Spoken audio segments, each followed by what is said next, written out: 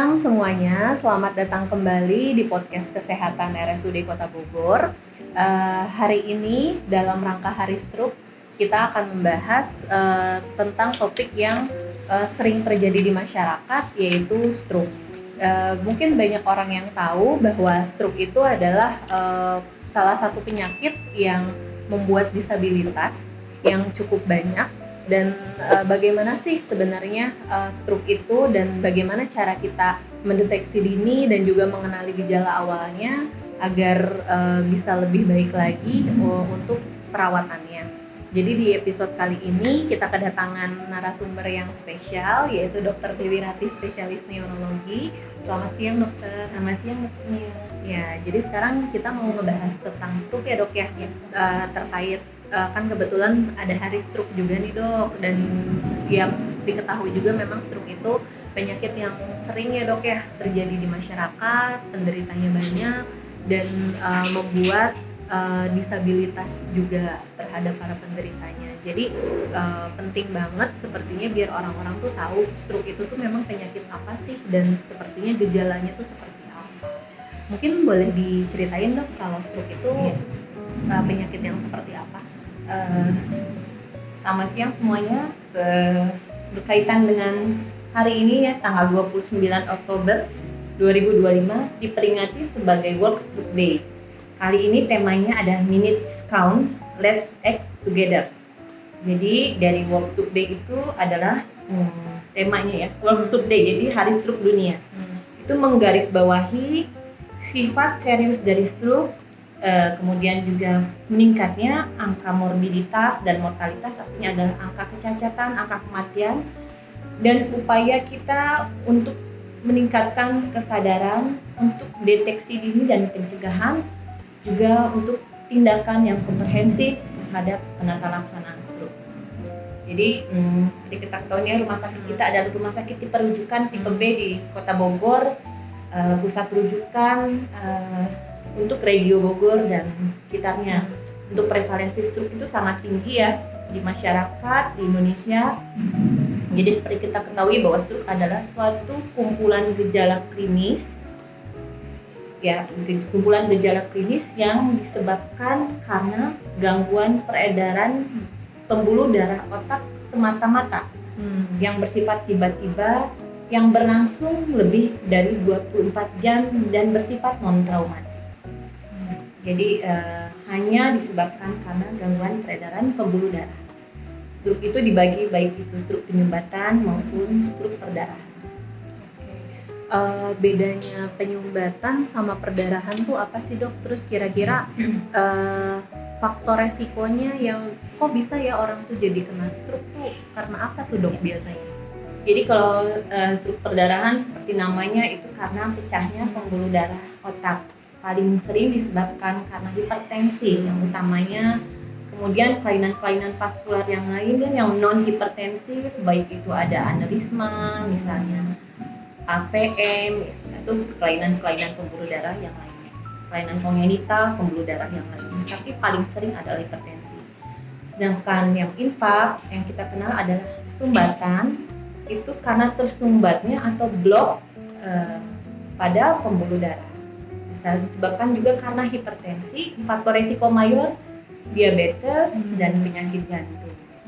Selain juga faktor-faktor resiko yang lain seperti kolesterol, dislipidemi, merokok, ya, obesitas, seperti itu. Baik. Jadi kalau stroke itu memang faktor resikonya berhubungan dengan riwayat penyakit dan juga riwayat pola hidup, pola kita hidup ya dok ya.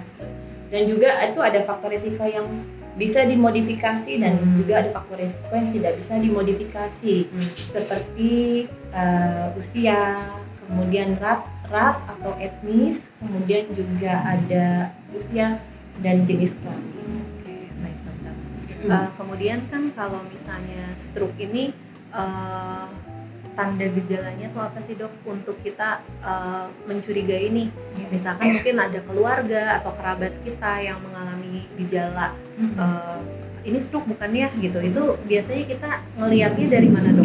Gejalanya yang paling gampang itu misalnya bisa bervariasi ya.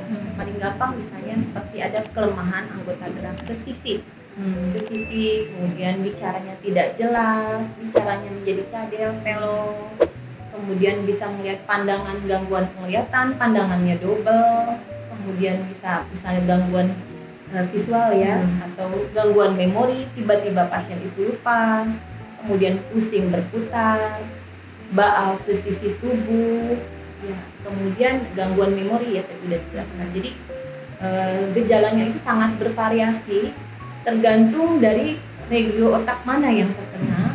Tapi kita harus mencurigai apabila terjadinya itu secara tiba-tiba dan ada faktor risiko. Berarti yang tadi dokter sebutin, gejala itu harus muncul semua atau bisa sebagian aja dok? Enggak, tidak tiba-tiba dan dia tidak harus muncul semua, tergantung dari regio otak yang terkena. Misalnya kan kalau yang paling khasnya itu ada yang ini ya dok, kita sebutnya fas ya, yang dari wajahnya, yang face, mukanya, ya face jadi itu nggak simetris, ya, mulutnya mencong, kemudian arm ya, kelemahan sisi tubuh, kemudian apalagi speech, bicaranya cadel, kemudian time, tiba-tiba waktunya.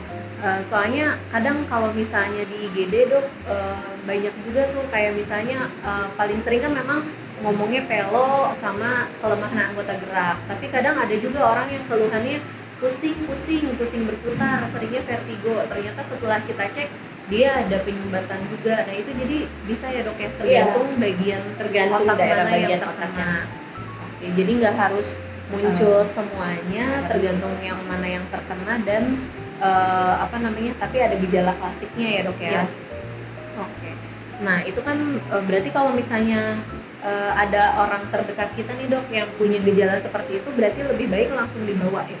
Iya, karena itu adalah gawat daruratan dalam bidang neurologi, jadi tetap harus dirawat langsung segera situ ya. Karena kita mengenal prinsip time is brain. Sama seperti temanya Workstroke Day hari ini adalah every minute count. Jadi setiap menit itu sangat berarti. Jadi time is brain. Semakin cepat kita tangani itu semakin baik untuk mencegah kecacatan dan kematian. Kalau misalnya ada nggak sih dok yang disebut stroke akut, stroke kronis, atau misalkan baiknya tuh kalau misalnya dia udah lewat berapa hari, wah ini mah udah nggak bisa diobatin apa gimana? Ada nggak sih dok yang kayak gitu? Kalau untuk penyumbatan sendiri, stroke infark fase akut itu berlangsung 7 hari. Sedangkan stroke perdarahan itu lebih lama, 10 sampai 14 hari. Fase akut stroke. Fase akut stroke. Setelah itu berarti sudah lewat fase akut. Itu adalah golden period kita, di mana kita harus segera mungkin untuk merawatnya. Kemudian kalau hyperakut, dia dalam 3 jam onset pertama pun, sebelum 3 jam onset pertama pun kita harus segera ke rumah sakit. Harus lanjut langsung penanganan ya dok ya. Terus kalau misalnya pasien-pasien stroke ini itu kan dia harus dilakukan perawatan, diberikan pengobatan. Biasanya tuh tata laksana yang diberikan tuh apa aja sih dok kalau misalkan untuk di perawatan pasien stroke itu? Ya, kan tergantung dari penyebabnya pastinya ya. Tergantung kondisi klinis masing-masing. Kita pertimbangkan, kita nilai apakah kesadarannya seperti apa. Derajat kesadarannya orang normal adalah 15, kemudian kalau misalnya orang menurun kesadarannya, pasti kita butuhkan agent untuk meningkatkan kesadarannya. Kemudian baik misalnya faktor resikonya apa, yang kita tangani adalah faktor resikonya. Tergantung faktor resiko kita tangani, juga hipertensi kita tangani, tergantung juga tergantung juga klasifikasinya, baik itu stroke infark ataupun stroke perdarahan, itu berbeda penanganan. Kalau misalnya ini dok, ada juga kan yang orang mengalami gejala mirip-mirip stroke, tapi dia itu kurang dari 24 jam, udah enak lagi badannya. Itu namanya TIA ya, transient ischemic attack. tetap kita harus rawat. TIA tetap harus kita rawat untuk mencari faktor resiko dan mencegah untuk recurrent stroke. Ya, tetap harus dirawat karena kita harus mencari faktor resikonya, kemudian melakukan tindakan untuk preventifnya, jangan sampai menjadi minor stroke ya, jangan sampai menjadi stroke berulang. Jadi memang kalau udah pernah ada TIA itu faktor resiko untuk jadi stroke yang double itu lebih besar ya, lebih dok, dominan. Jadi walaupun kita ngerasanya udah enakan lagi, tapi lebih baik tetap aja ke IGD untuk kita dievaluasi lebih lanjut ya, dok. Tetap dirawat. Tetap dirawat daripada kita ngediemin aja terus tiba-tiba malah jadi lebih parah, itu malah nanti penanganannya malah akan lebih sulit ya. Baik. Sama ini, dok, kalau misalkan tadi kan gejalanya yang bibirnya mencong, terus udah gitu ngomongnya pelo, ada kelemahan anggota gerak, ada nggak sih, dok, tanda bahaya yang kayaknya di luar dari gejala itu gitu, tanda-tanda bahaya kayak misalnya wah ini harus penanganan segera banget nih, kayak misalkan orang-orang perdarahan. Terus tetap intinya kalau bilang terjadi kelainan di atas, kelainan defisit neurologi, artinya gangguan yang kita curigai stroke, semua tetap harus dirawat. Harus dirawat. Jadi kalau misalnya apalagi apabila bila pasien itu sudah sudah mulai menurun kesadarannya, ya dipanggil digoyang tidak buka mata, kemudian nyeri kepala hebat, kemudian lebih banyak mengantuk, ya muntah, kejang, itu tanda bahaya, tidak tanda bahaya. Jadi lebih baik kalau ada tanda kayak gitu langsung dibawa aja. Semuanya tetap harus dirawat. Fase akut. Kalau misalnya stroke itu bisa terjadi berulang nggak sih, dok? Ya sering ya. Kalau misalnya berulang itu biasanya tuh karena apa, dok? Ya karena pengendalian faktor resikonya itu tidak tepat, nggak baik ya. Misalkan kayak tensinya masih tetap tinggi, gulanya tidak terkontrol, makan obatnya tidak teratur, tidak makan obat. Komplikasi yang paling sering tuh kalau dari stroke tuh apa, dok, biasanya? Komplikasi neurologi atau neurologi? Neurologi deh. Ya itu kan komplikasi yang stroke ya, yang paling sering, yang paling kita orang awam tahu kan adalah kecacatan, disabilitas yang permanen yang bisa menetap. Makanya itu dengan penata laksanaan stroke fase akhir kita mencegah supaya tidak terjadi kecacatan yang menetap dalam jangka panjang. Iya. Kalau misalnya ya jadi disabilitas ya. Disabilitas. Mungkin yang tadinya pasiennya bisa jalan lancar tapi jadi agak tata cara jalannya terganggu, yang tadinya mungkin bisa ngobrol malah jadi nggak bisa ngomong sama sekali. Bisa bicara. Kayak gitu. Kadang itu juga bikin banyak pasien dan keluarga mungkin jadi ini ya, dok ya, jadi frustasi. Ya, jadi menjadi burden, jadi beban buat keluarganya. Kalau misalkan pasien-pasien seperti itu, dok, kapan pasien itu boleh melakukan rawat jalan setelah kita rawat di rumah sakit, terus misalkan sudah boleh perawatan di rumah, kira-kira perawatan di rumah yang pasti indikasi kita untuk bisa bisa memulangkan pasien, berarti kita pertama adalah sudah melewati fase akutnya, sudah melewati fase akut stroke, kemudian vital sign-nya sudah baik, ya, tekanan darah, nadi, heart rate, ya, tanda bahaya sudah terlewati, maupun pengendalian faktor risikonya, dalam arti tensinya sudah terkontrol, gula darahnya sudah terkontrol, ya, tanda-tanda yang faktor risikonya sudah terkontrol, ya. Jadi itu yang pasti sudah lewat fase akut, kemudian dan yang kita harapkan juga sudah ada perbaikan klinisnya, baik fungsional maupun fungsional, baik secara fungsional maupun fungsional. Melewati masa akut itu berarti yang tadi dokter bilang ya, yang kalau stroke penyumbatan yang sampai 7 hari, ya, kalau yang perdarahan itu sekitar 10 sampai 14 hari. Tapi kadang ada juga, dok, yang pasien misalkan nggak langsung dibawa, tapi didiemin beberapa hari dulu di rumah sama keluarganya, baru dibawa ke IGD misalnya. Tapi itu sudah melewati masa akut, itu apakah tetap dirawat juga atau gimana dok? Sebenarnya kalau sudah lewat fase akut itu tidak perlu dirawat. Nggak perlu dirawat Ya. ya? Kita bisa baiknya dokter jaga itu mengarahkan ke poliklinik. Cuman kadang-kadang keluarga ya mungkin dari jauh-jauh ya udah bawa-bawa keluarganya, ada indikasi sosial mungkin ya dokternya juga pernah mengalami hal yang sama saat jaga di IGD. Jadi kami sebagai kita sebagai dokter penanggung jawab ya melakukan perawatan hanya atas indikasi sosial.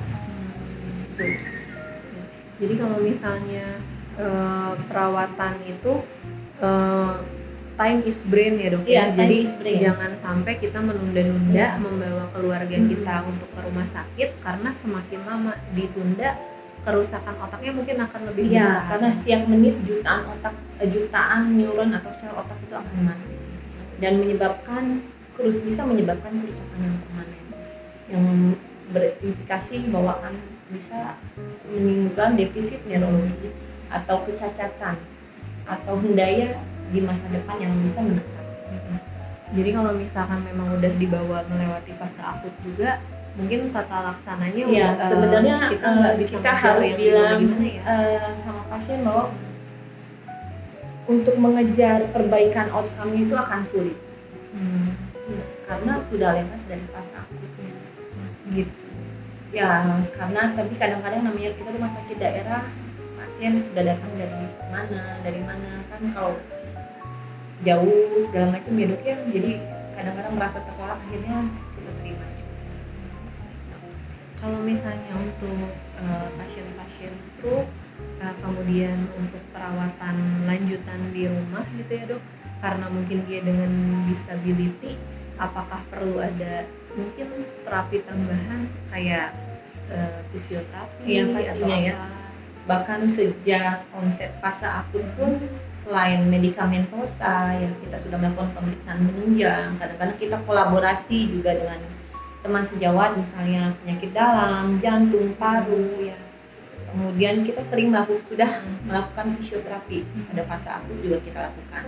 Kemudian nanti pas saat rawat jalan kita akan lanjutkan untuk fisioterapi. Berarti untuk fisioterapi itu untuk mengurangi dari Iya, disability-nya ya, untuk memperbaiki fungsionalnya dia, melatih kekuatan motoriknya dia, segala macam. Mungkin mau kita lanjut ke pertanyaan yang dari ini ya dok ya, peserta podcast hari ini. Selamat siang dok, izin bertanya. Saya kebetulan sempat sakit darah tinggi. Untuk mencegah dari darah tinggi ke stroke, hal apa yang perlu saya lakukan ya dok? Dan makanan apa yang bisa dapat menurunkan tekanan darah? Yang pasti untuk mencegah stroke kita harus kendalikan faktor resikonya ya. Untuk darah tingginya harus terkontrol. Itu apa bapaknya? Jadi bisa kontrol rutin, misalnya ke dokter penyakit dalam ya, dan juga untuk screening ya faktor-faktor resiko yang lain ya. Hipertensi harus terkontrol, yang pasti dia harus makan obat, dikontrol ya. Kemudian juga bisa men-screening faktor-faktor resiko yang lain. Kita bisa cek profil lipid, kolesterol, gula darah, asam urat, kemudian tidak merokok, hidup sehat, olahraga ya. Yang pasti ada lifestyle yang kita perbaiki. Dan makanan yang tidak ada makanan yang untuk mencegah hipertensi. Yang pasti kita kurangin diet rendah garam. Baik. Berarti kalau ya itu tadi ya dok, faktor resiko itu tergantung dari riwayat penyakit yang kita punya dan juga lifestyle. Jadi ada yang bisa kita modifikasi, ada yang enggak. Makanya yang bisa kita modifikasi sebaik mungkin harus kita kontrol ya dok ya, untuk mencegah terjadinya penyakit stroke. Kemudian ada lagi nih dok, dokter pernah dengar tetangga orang mandi air dingin subuh-subuh. tiba-tiba terpeleset ke lantai kamar mandi dan sama dokter tempat saya dibilang stroke. Itu apakah berarti air dingin bahaya, Dok, bagi orang stroke? Nah, ini mungkin mitos-mitos yang beredar di masyarakat. Jadi Dok.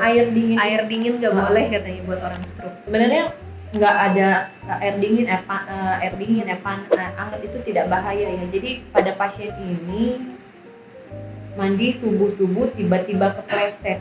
Jadi dia terplesetnya itu mungkin jadi karena gangguan peredaran darah di otak. Jadi kelemahan anggota geraknya, jadi dia terpleset. Tapi kebetulan kejadiannya lagi mandi air dingin subuh-subuh. Jadi tidak ada hubungannya mandi air dingin itu dengan stroke. Oke. Jadi mungkin bisa aja si pasien ini tuh serangan pas lagi di kamar mandi, ya, lagi di kamar mandi, terus makanya dia jatuh. Tapi bukan karena si air dingin itu, tapi mungkin karena si serangannya terjadi lebih dulu. Bisa aja kayak gitu ya, Dok ya. Baik. Kemudian pertanyaan selanjutnya, izin bertanya, Dok, apakah betul stroke tidak boleh sampai serangan kedua? Iya benar, karena kalau terjadi serangan berulang itu biasanya perburukannya akan lebih berat daripada serangan pertama. Jadi, pernah juga, Dok, waktu itu dapat pasien, jadi kayak riwayat stroke, terus sekarang tiba-tiba misalkan pasiennya cenderung tidur nggak sadar, terus tadinya stroke-nya yang sebelah kanan, terus sekarang jadi lemes dua-duanya, itu bisa ya, Dok? bisa, itu berarti stroke-nya beda sisi. Oke, berarti area otak yang terkena itu dia sudah semakin luas, berarti gitu dia ya? beda sisi, yang Beda tadi yang sisi. kanan, sekarang yang kiri. Jadi otak kan ada yang kanan kiri, dan dia mengatur anggota geraknya itu dia bersifat menyilang. Kalau otak yang kanan dia mengatur badan yang kiri, demikian juga kebalikannya. Oke. Baik, jadi stroke itu bisa berulang juga ya, Dok ya, dan bisa mengenai ke arah dua sisi kalau misalkan sudah serangan yang kedua, ketiga, dan seterusnya. Baik, ada pertanyaan lagi? Pertanyaannya sudah cukup, Dok, dari yang teman-teman kita yang nonton di YouTube RSUD Kota Bogor. Mungkin sekitar ini cukup, tidak ada pertanyaan lagi. Paling saya izin menyampaikan kesimpulan ya, Dok ya. Jadi dalam rangka Hari Stroke Dunia, kita itu penting sekali untuk mengenali terkait tanda dan gejala stroke, karena semakin kita bisa mendeteksi dini gejala stroke, maka outcome-nya atau hasilnya untuk pasien akan lebih bagus. Karena sesuai dengan moto Hari Stroke Dunia saat ini, yaitu time is brain. Jadi semakin cepat kita deteksi, semakin cepat penata laksanaannya, sehingga hasil untuk pasien juga akan lebih bagus, karena itu mengurangi resiko semakin banyak sel-sel otak yang rusak. Jadi kalau misalkan semakin cepat sel otak yang rusaknya bisa lebih kita tahan biar nggak terlalu luas, jadi mungkin dari disability-nya, dari penyakitnya juga tidak akan lebih parah atau lebih berat dibanding jika penanganannya itu terlambat. Dan kemudian itu tadi banyak sekali faktor resiko, apalagi kita di kehidupan modern yang sekarang ya, Dok ya, banyak orang yang mungkin suka makan makanan yang gak sehat, yang fast food ya, Dok ya. Kalau kopi itu gimana, Dok? Kopi kafein ya. Kafein.